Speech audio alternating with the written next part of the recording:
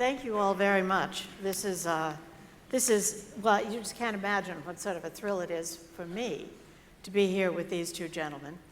I think that Jim Baker and I met many years ago.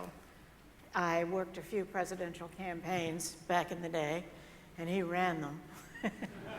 I had, I was occasionally permitted to have a conversation. And although I had never met Mr. Hines before today, obviously the man who invented the Galleria has to be one of my personal heroes. Now we are going to talk today about leadership with, obviously, two men who have great firsthand experience, although very different experiences, of leading. For our purposes today, we're going to talk to Mr. Hines as what he has done in the private sector, and to Mr. Baker about what he has done in the public sector, although I know full well that Mr. Baker was in business for more than 20 years here in Houston before he started on his public sector, before he began this public sector service. And Mr. Hines, in the course of building all the buildings that he has built, has done a great many things that venture into the public area, having to do with the environment, and most recently, of course, if you're here in Houston, you've been reading about his concerns about whether there is sufficient public transportation in this city, which everyone who has ever driven in Houston could say that there is not. What I would like to do is begin by asking these two leaders about risk. Now, I'm thinking about risk as the Main Street defines it, not as Wall Street defines it. Taking chances, making decisions which could be dangerous decisions. I think most of us think of risk as something that carries with it the risk of personal failure.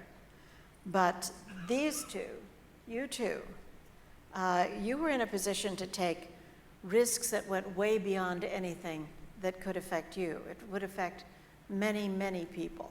In Mr. Baker's case, of course, winning and losing presidential elections, war and peace, the economy going up or down from his various positions in the cabinet. And Mr. Hines made what began, I guess, as a personal decision when he basically bet the farm on building two architectural landmarks here in Houston, which are still standing. So I want to ask you about that. I want to ask you about risk. How important is it that a leader, Mr. Hines, be willing to take a risk, to risk everything if necessary? I think you're a little bit crazy at one time, but I think after you analyze the different aspects of your project and you feel that you can get them off the ground, and the first construction loan was very tough on one Shell Plaza. But I think once you get the project and you've established yourself with the insurance company, happened to be New England Mutual, who had been financing us for 20-some projects, building that relationship was a big foundation in our success. So were you frightened by it at all? Did you feel like you put your personal fortune on the line to secure those loans? We did, but we had some equity partners with us too. And, glad to hear it. It wasn't all by myself. The Duncan family and the Randalls and a few like that. So did you feel comfortable with it, or did you feel like you were taking a chance? Oh, I'm sure I felt I was taking a big chance. But Houston was a growing city. It accepted change. The Galleria was a big change in the normal shopping center.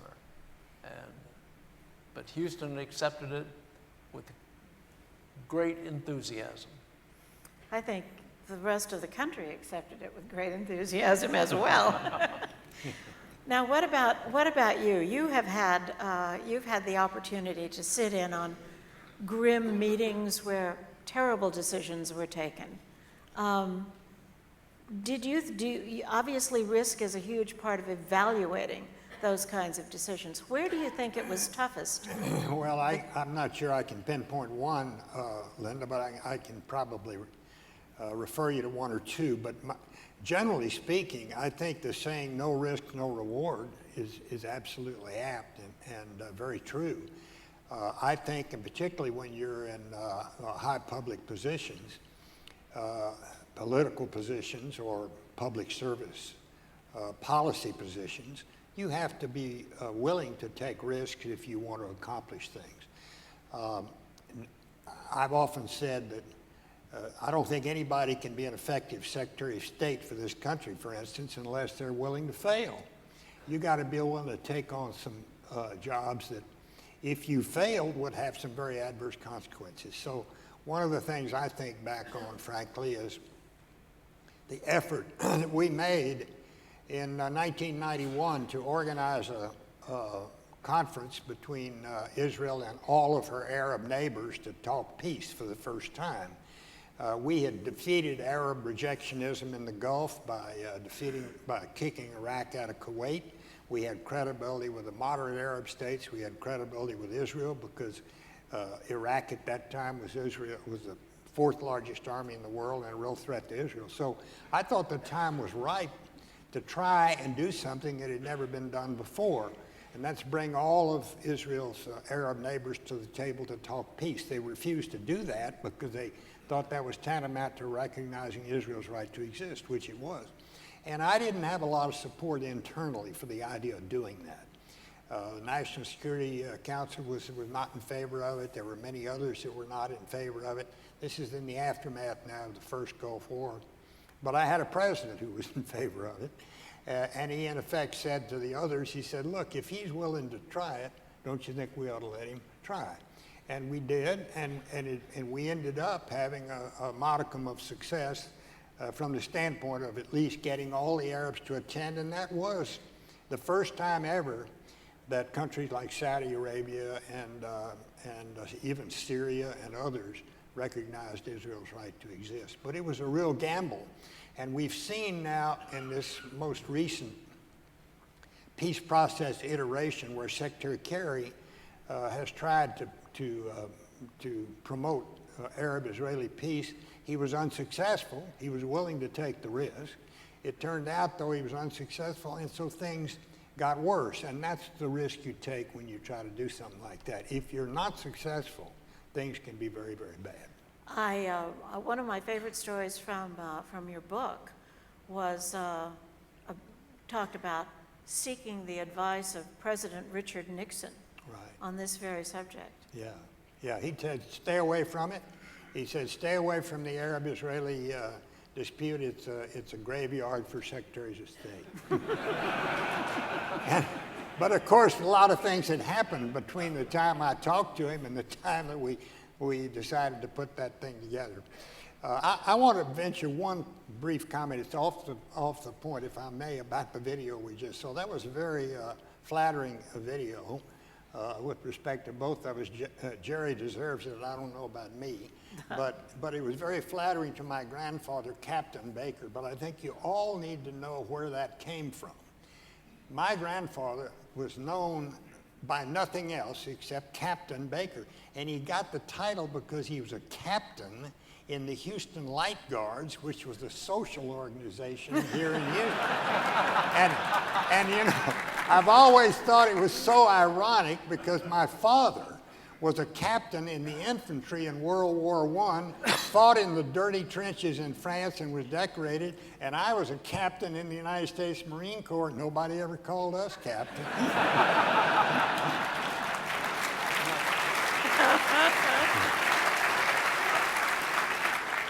Well, let me ask the two of you, starting with you, Mr. Baker, what do you think? Is having nerve, toughness, you know, being willing to just to jump in if you need to, into a bad situation, Is that essential to being a leader? I think you have to be willing to take risks if you're going to be a leader. I don't know that nerve is. I mean, you don't want to be foolhardy. You'll never be a leader if you're foolhardy and you jump into everything that comes along and lose. So winning is important. I've always been impressed, Linda, with the definition that the distinguished historian James McGregor Burns put on leadership. He said, you know, leadership isn't all that complicated. It's not the private preserve of a handful of very talented individuals. In our democracy, leadership is available to anybody who has the commitment to grab it and run with it. But James McGregor Burns says leadership is nothing more than a commitment to values and the perseverance to fight for those values. And I think that's a pretty good definition of leadership. What about you? How do you like that definition? I like it very much. I think that one of the things that I know some of our leaders think, and to tell our people, just do the right thing. And the right thing in development can mean a lot of different things in the way that you perceive that building as a function of that city and what you're adding or subtracting to that city. And I think just do the right thing seems to be something that we find in our leaders, that quality is what we're seeking. Do you think that's what we're looking for? I think so. Well, there's, please forgive me for saying this, but there has been a rather, the concept of what the right thing is has been shrinking in our national There's a lot of leadership. questions about that sometimes. One of the main reasons we're talking about leadership here today is that in this country, we're concerned about the quality of our leadership right now in Washington. We have had a kind of an amazing, difficult time as the Congress is struggling and doesn't manage to accomplish very much. The American people, it seems to me, have lately elected leaders, and you know, this is of course in great part a reaction to some of the leaders we've had, but they're given to drawing lines that cannot be crossed. Compromise is out of fashion. Partisanship trumps cooperation right now. Mr. Baker, what is your view? I think you're right. Well, I think you're absolutely right in describing where we are. I think one of the greatest challenges facing the country today is our political dysfunction. I refer to what you're talking about as political dysfunction because I think we are dysfunctional. I think there are a number of causes for it. One, of course, is redistricting, which is a constitutional requirement. And if you live in a state that is dominated by Democrats, you're going to see more and more safe Democratic districts created over here on the left. If you live in a state that's dominated by Republicans, you're going to see more and more safe Republican districts created over here on the right. And the center is squeezed out. The center has disappeared. That brings a divisiveness and ugliness, quite frankly, to our polity up there that's not useful. A couple of other things that I think. Now, the only way to correct that, of course, would be a constitutional amendment. Although there are some states today who are appointing independent commissions to do redistricting, taking it out of the hands of the politicians. It's probably a good idea. There are a couple of other phenomena, I think, that are contributing to this, one of which is today the Congress only meets from Tuesday afternoon to Thursday afternoon. Rest of the time, they're home raising money or trying to raise money. And so they don't bring their families up there anymore. When I was up there with Jerry Ford, for instance, years ago, there was a lot of social interaction. When I was up there with Ronald Reagan, there were a lot of social interaction across the aisle. You don't get that anymore. So there's not a sense of comity or a sense of wanting to work together. And then lastly, and I have to say this with all due respect to your profession, Linda, Thank you. but the press have become players. They no longer objective reporters. I don't think this is true with respect to NPR, of course, but they're no longer objective reporters of the facts. They're players. You tune in to MSNBC, you would know you're listening to the House organ of the Democratic Party. You tune in to Fox News, you'd know you were listening to the House organ of the Republican Party. And so there's more and more divisiveness, and that's all bad for getting things done in Washington. I think it is.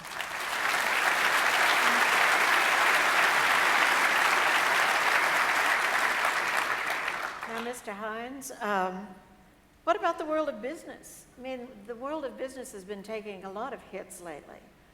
We've had in the economy of bubbles bursting and causing a lot of people to lose a tremendous amount of money. There's an enormous amount of accumulation of wealth in this country that it's not since the Gilded Age have we seen such fortunes. Do you think that the accumulation of great wealth, personal wealth, is the proper function of business leaders? Do you think that the 1%ers are going to take the country in the right direction? Well, are you asking me, do I believe in the free enterprise system? Yes. Yes, I do.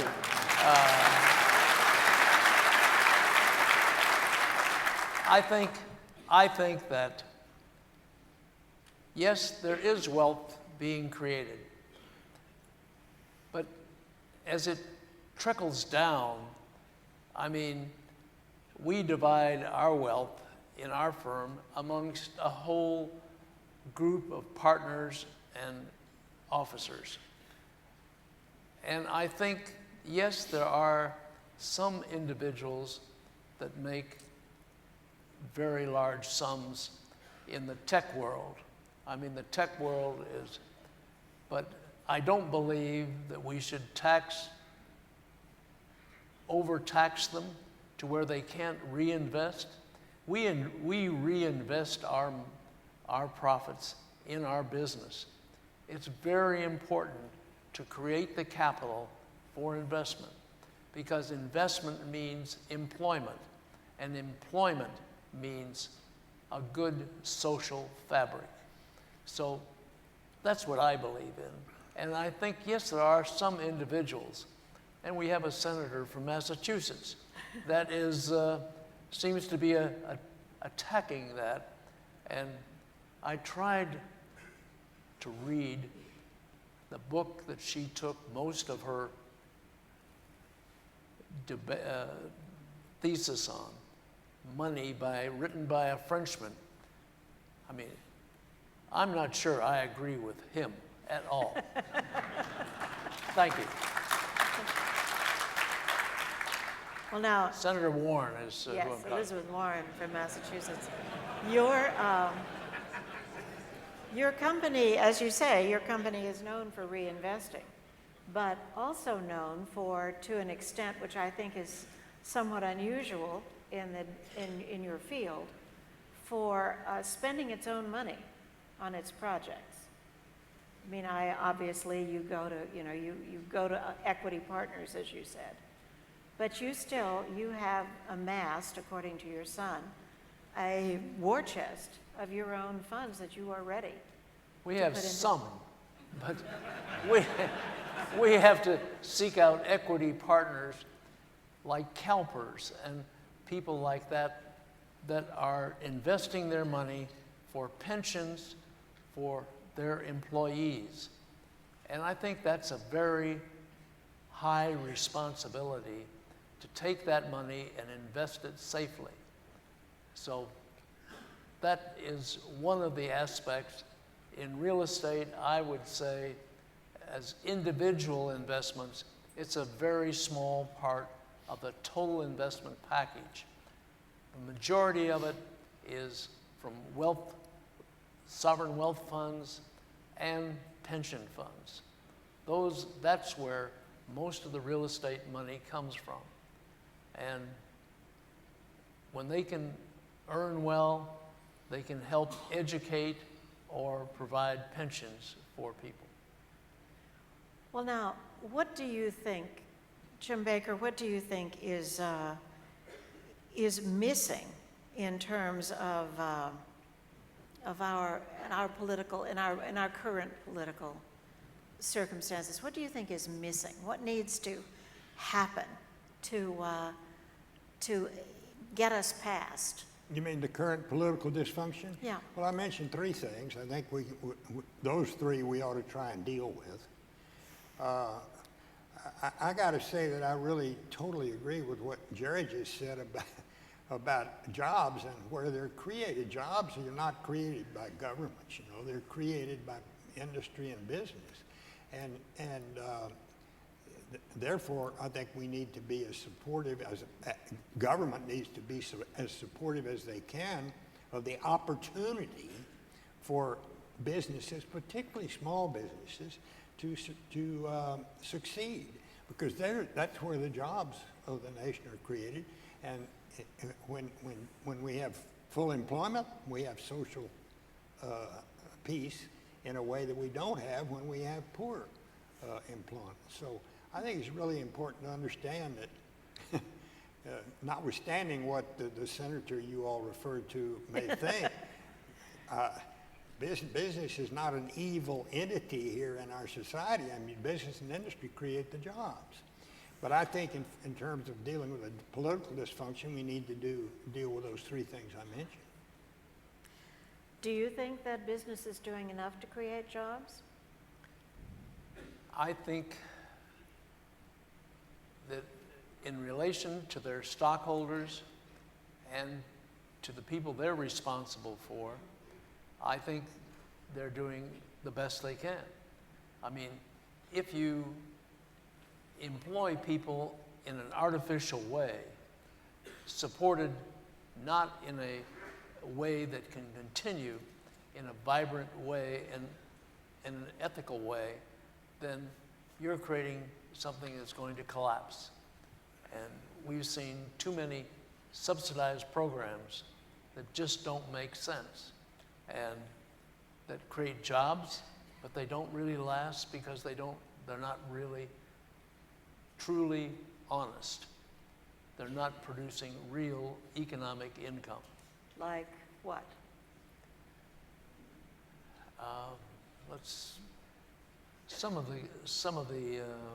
Maybe some of the government programs that are make-work type of programs. And we had some during the Depression. I grew up in the Depression, and that was a pretty tough period. Did you have any concerns when in this last economic downturn that it could get as bad as the Depression was? No, I didn't think it would. I could understand where we came from, and I thought it would correct itself. We have situations that we are experiencing in Europe today, in Spain, France, and Italy, where the work laws are overly subsidized to the point it doesn't make economic sense. And they're having a very difficult time legislatively to correct those. England has corrected them, and so has Germany. But the other countries have a very serious problem to get corrected and to organize the populist vote to get those things done. We've learned that statist economies don't do real well when you compare them to a free market economy. We've had the experience here in this country of very successful free market economics. And at the risk of sounding political here, which I really don't want to do, but will. Oh, why not? But will. You know, when we took power in 1981, with Ronald Reagan and George Bush, the country was experiencing 21% inflation, 18% interest rates. The economy was really in the tank, a terrible time. And we had a terrible time with it for a year and a half. But Ronald Reagan came in and he instituted a lot of pro-growth economic policies, reducing tax rates, getting rid of some regulation, and that sort of thing. And the economy took off, and almost without exception for 18 years, we had a period of sustained, non-inflationary growth. And it really paid off. You compare that with what we have today. I had great hopes, I really did, for President Obama when he was elected. I was proud of my country. We've elected our first African-American president. He took office under the same circumstances that President Reagan did, but he did not implement, and his administration is still not implementing, pro-growth economic policies. They are finally beginning to today in the debate on the trade bill. Free trade generates economic growth, creates jobs. So we're beginning to see it. But if you compare those two experiences, the first 4 years or 8 years, if you want, 6 years, after Reagan came in with the first 4 to 6 to 8, and that hadn't been 8 yet, but 6, under Obama, the difference is dramatic. That's a political statement, I guess, but I don't mean it to be. Well, now, let's go back overseas for a second. One of the things that has changed a great deal in the world since we all began observing it is that China and India have risen from being developing countries to being economic world powers. Mm-hmm. And it has just happened in our lifetime. India has more billionaires than the United States does. I mean, just in numbers, not as a percentage of their enormous population. China is moving its sphere of influence now to include to include countries that have a great deal of natural resources, moving into Africa in ways that were just completely unanticipated by us, I think.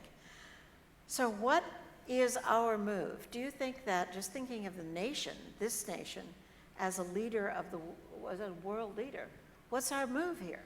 Do you see the footprints of the Indians and the Chinese in your work? Well, we operate in India and China and Russia. Our major focus is, do we have the rule of law? Can we execute there? Now in India, we're having some problems. We're just finishing a building, a 300,000 square foot building, and we do not have city water or electricity. We're still running the project, having completed it, on temporary generators and trucking in water. Now, that's pretty tough. In China, we talk about risk. Now, you want to talk Yeah, about I was risk. going to say. In China, I think we have great respect for the Chinese. They, in terms of our rights of property, we have had no problems. And in Russia, we have had no problems in those areas. So, but India is the toughest place to build, by far. But still, you felt that it was important to go into these places and to do it. We're sort of pioneers at times. Pioneers get chopped up a lot, though. Well, so, Mr. what do you think the move is for the United States? Well, I don't think it's a foregone conclusion that China and the United States are going to be enemies. There will be competitors, and there will be strong competitors. It is really in our interest and in the interest of the Chinese government that we have the best possible relationship we can between the two countries. They are the emerging superpower. But I hope and believe they're not destined to be our enemy. Now that doesn't mean that there's not going to be tensions and strains in the relationship, because there'll be plenty of them. You got Taiwan, you got Tibet, you got human rights, you got currency, you have a whole host of things.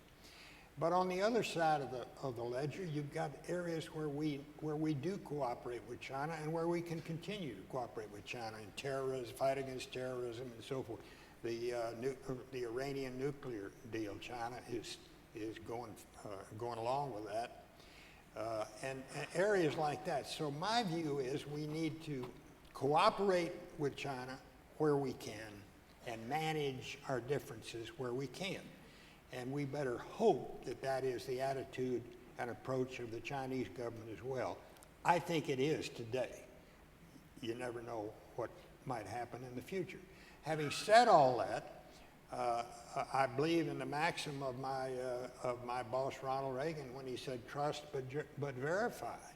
And we need to maintain a strong military presence in the Pacific. We do that in the form of the 7th Fleet. We need to keep our defense expenditures up. You achieve peace through strength. You don't achieve peace through weakness. Weakness brings about conflict. And yet I don't think we're destined to become enemies with China. I hope not, and believe not. Do you think that, do you see yourself and your business as do you see opportunities to lead in places like China? Yes, I do. When I went to China in 1978, and we were awarded the World Trade Center to build in Beijing. And it's just amazing to me, from what I saw in 1978 to what has been achieved, to take 500 million people out of poverty. I mean, and these people learn quickly.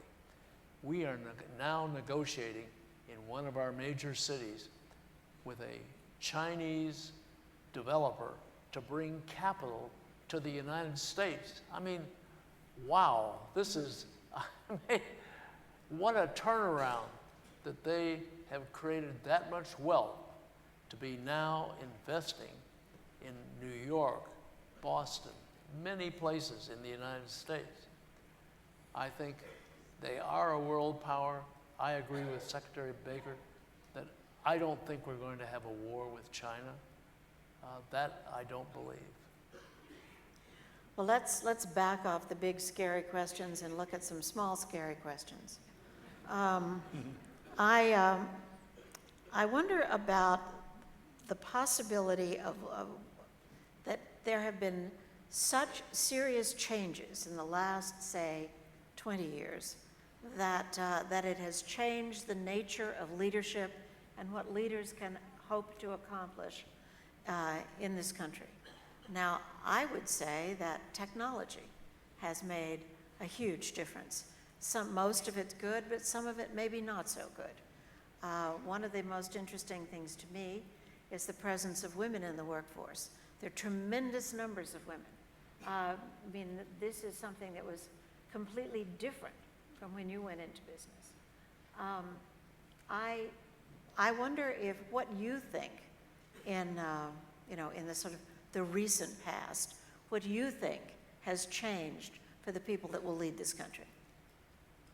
What has changed? What besides? I mean, I just mentioned a couple, but I'm not thinking of great, enormous examples, but smaller things, more human scale things that have changed. Well, you put your finger on, I think, when you talked about the technological revolution. I mean, I first experienced that when I was Secretary of State, and we learned that you don't send in messages to foreign leaders through your ambassador. You send the President of the United States out into the Rose Garden, and he makes a statement, and it's on CNN, and Saddam's in his bunker, and he hears the statement firsthand right there. It doesn't have to pass through a filter. And now And now you got all this social media. I want to tell you, I led 5 presidential campaigns for 3 different Republican presidents. I wouldn't know how to begin to run one today because I don't know anything about social media. I don't know how to use it. I don't use it. And so those are the kind of changes I suppose Do you think there are improvements? I think to some extent there are improvements, yeah. I think the ability to get the message out quick, although it sure does put a premium on having a ready response all the time. I mean, when I was up there again 25 years ago, we used to have to respond in minutes and hours, or maybe even days. Today you have to respond in seconds and minutes. You don't have any time because it's instantaneous. Everything's gone. It also, I think, can burden a performance a little bit, because today, particularly with the internet, anybody can get out there and blog, and anybody could get out there and say Jim Baker's a crook, and it would, and the mainstream media wouldn't run with it right away, but if it stayed out there long enough, they'd run with it. Now all that's bad. I think that's not good stuff, and so I think there are bad aspects to it, but there are good aspects to it. We are coming upon a time where the audience gets to ask questions. Now there are microphones. There's one over there, and I think one in the middle. So you can just go to the microphones and ask a question, and we would love to hear from you. The kinds of things that I have talked about and we have talked about, but I'm sure we may have left something out. What do you think?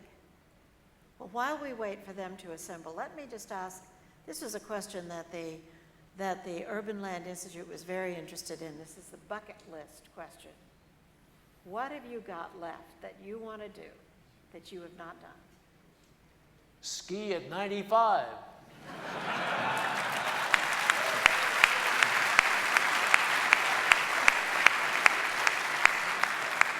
I want to live till 95. But I thought you were, what about peace in the Middle East? That would be wonderful if we could see that in my lifetime. Right now I'm beginning to doubt whether we will. I used to always believe that ultimately we'd get there, because I think the Israeli body politic and the Palestinians and other Arabs they're tired of this perpetual war. But I'm a little pessimistic right now. I tell you what I like. I tell you what, the best thing that ever happened to me, Linda, in the 12 years I was up there in Washington, was to have the opportunity to lead those 5 campaigns for 3 Republican presidents, and to be chief of staff for 2 of them, and Secretary of the Treasury and Secretary of State. And then when I left office, Doonesbury did a cartoon. He said, "Look what this guy has done, and he leaves office without ever having been indicted." That's what I want. I want to continue that. I was going to say, you're not going to tell us that's something that hasn't happened yet you would like to do. No, it's not what I'm looking forward to. It's what I hope will not happen. Okay, over here. Thanks so much for coming today to talk to us. This is such a treat for all of us. I have a question for all 3 of you, given that you're members of the greatest generation. What advice would you offer your children today and your grandchildren today if you had them in front of you now? What was the... Advice to children and grandchildren? Advice for your children and grandchildren. Get an education. Yeah, I'd say the same thing. And let me say one other, on education, that's another problem we have, by the way, in this country. We need to fix our education system, particularly K through 12, and we need to fix a broken immigration system. But the advice I'd give my kids and grandkids is the advice I've tried to give them in recent years. Someone alluded to the fact that my grandfather used to tell me, if you want to be a good lawyer, work hard, study, and keep out of politics. I'd probably tell that to the ones who want to be a lawyer. But my dad used to always say, if you want to be successful in life, you should remember one thing, and that is that prior preparation prevents poor performance. And that's true. So you ought to always be ready and always be well prepared for whatever it is you're going to do. Okay. Good advice. Yeah, Mr. Hines, you've built many iconic buildings, but one that always stands out in my mind was your very first kind of breakaway building after the One Shell Plaza, which was Pennzoil Place. Can you tell us how you first met Philip Johnson and how he talked you into building those two amazing towers? I didn't mention this, but it's absolutely true that this man has brought some of the finest architects that are available to build his buildings. You want to talk about Philip Johnson? Well, Philip Johnson and John Berge. Philip could have never achieved what he achieved without John Berge, who made his buildings make sense.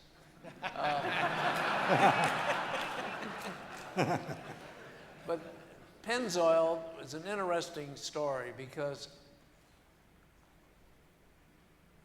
one of Mr. Baker's partners was, after we finished Shell, Bain Kerr was the president of Pennzoil.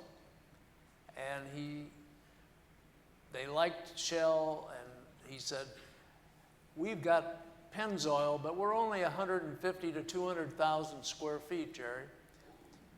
And I said, well, let me work on it. And I gave Bruce Graham, who had done Pennzoil, a chance at the building, and he came up with a 55-story building.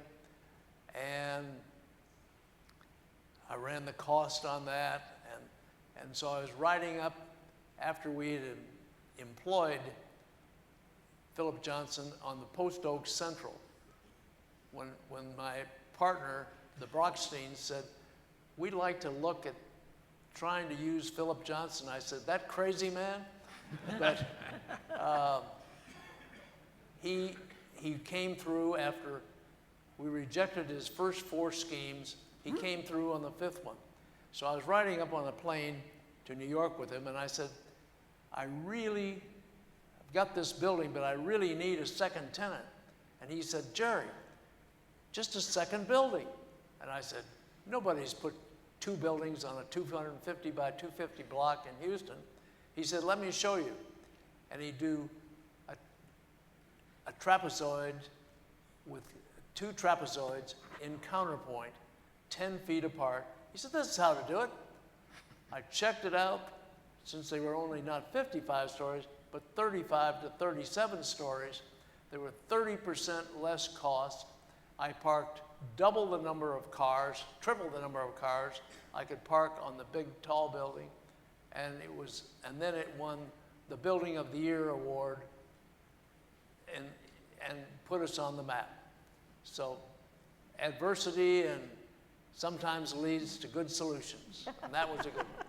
It is very funny, don't you think, though, that a man who's I just praised for bringing really wonderful people to think about Houston, and he says he's thinking about parking.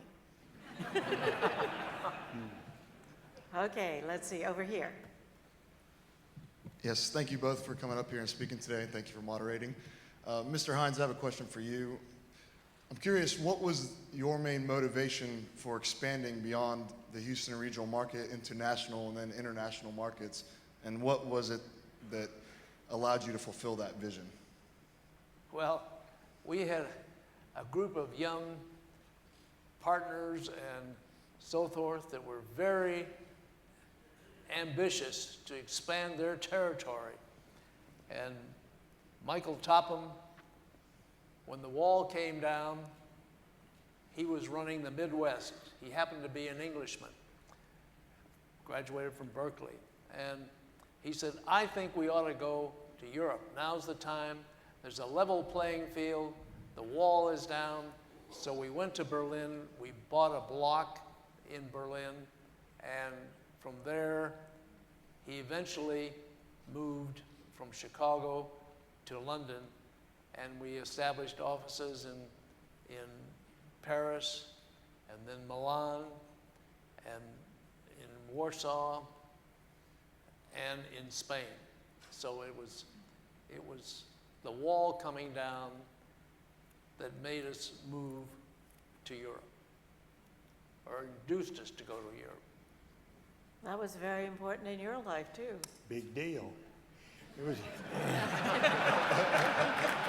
it was a big deal in the life of this country, too. Yes, indeed. You know, we don't think about this as often as we should, but every American president from Harry Truman through George H.W. Bush was steadfast in standing firm against Soviet expansion and Soviet aggression.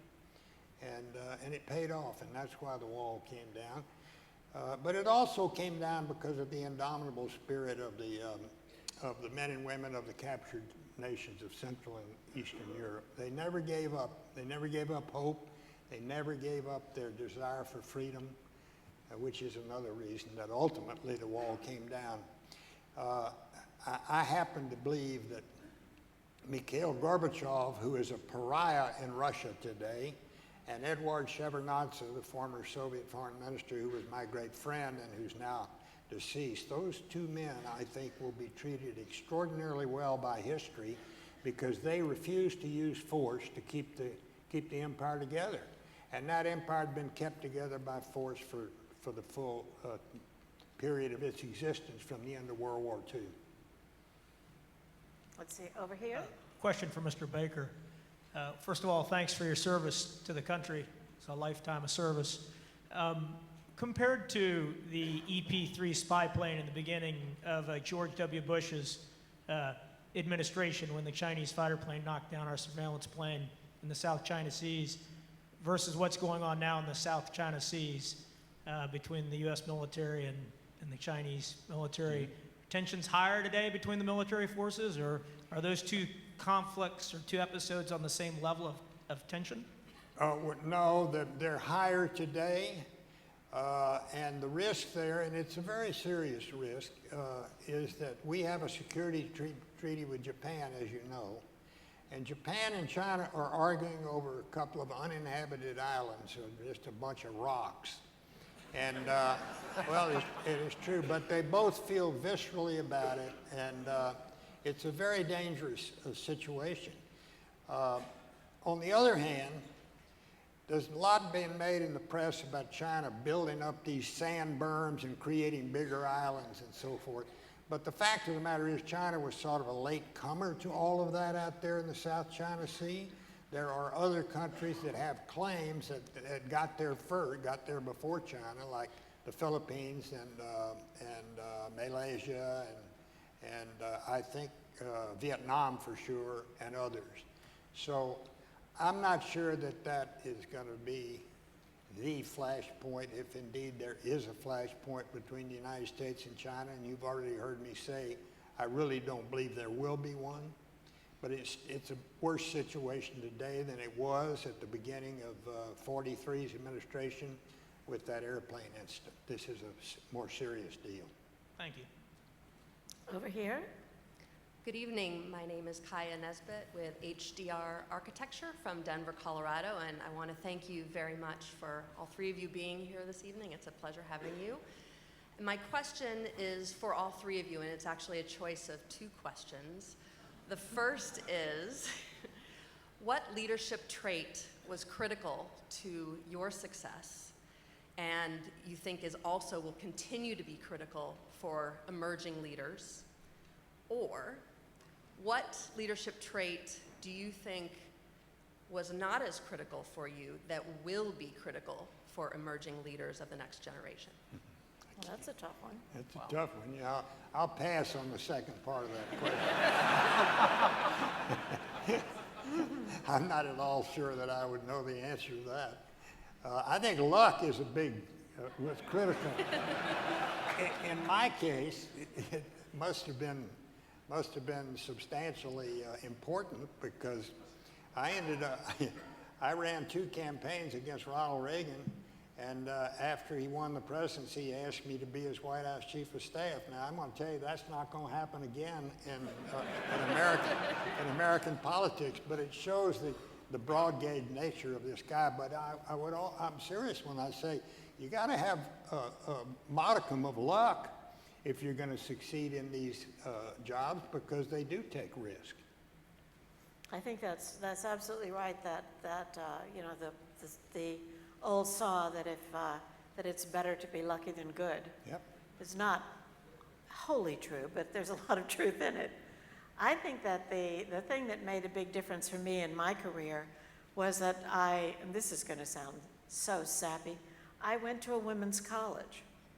And at a women's college, a woman is president, head of every department, the leading intellectuals on the campus, they run everything. And I got a taste for not, holding back. So when I went to work, I got into probably more fights than I should have, but I never again felt that I needed to be shy. Now, I once interviewed a senator with my mother present. She was visiting me, and I thought she would be very impressed. It was Senator Muskie, Senator Ed Muskie of Maine. I was interviewing him. And after he left, I said to my mother, "So what did you think?" And she said, "I didn't bring you up to talk to people that way."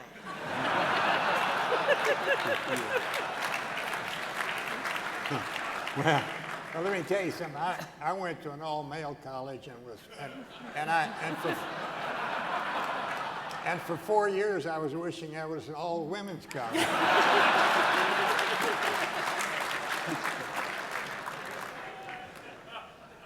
Well, I guess I've had, I didn't quite hear the question again. Would be, So- you want to try it again? Sure. What leadership quality do you believe was very critical to your success? Okay. Or, No, well, I'd let's love the just second start. one. Let's stop there. okay. We're all afraid of the second part of that. I think that most of the early projects were done with a small staff, and I think it was looking to try to find something that was different and yet would add to the fabric of the city. And we found that when we produced a good building, we got accolades, and that led to the next bit of business and the next project. So I think it's building a foundation that is repetitive and that you get recommendations.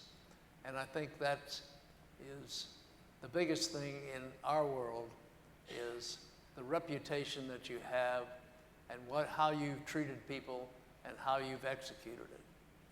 So bottom line, you're talking about values. Values, that's right. Well, ladies and gentlemen, we are at the end of our hour. As a radio lady, I always get out on time. 3, 2, 1. Thank you all very, very much, and thank you.